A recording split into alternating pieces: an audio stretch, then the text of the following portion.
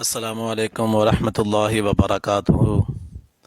پیارے ساتھیوں، عزیزوں، اس اوپر لگی ہوئی تصویر کو ذرا غور سے دیکھیے کہ یہ ہمارا ایک بحیثیت نگران وزیر اعظم بنا ہے۔ تو لعنت ہے ایسے حکمرانوں پہ کہ جنہوں نے ایسے بدبخت انسان کو، کہ جس کے اوپر توہین صحابہ کا مقدمہ چل رہا ہے، جو اس پرچے میں نامزد مجرم بن چکا ہے، اس بدبخت کو وہ نگران وزیر اعلیٰ بنا رہے ہیں۔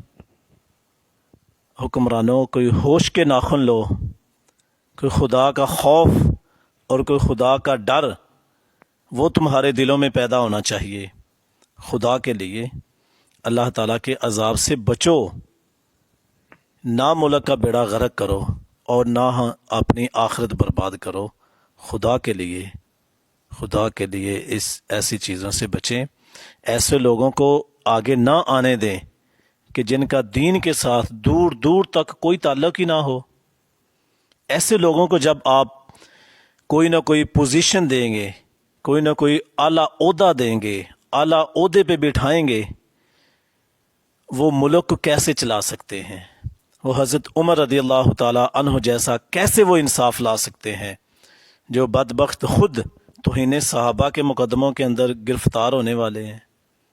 خدا کے لیے اللہ کے عذاب سے بچو، اللہ کی پکڑ بہت سخت ہے، بچو ان چیزوں سے۔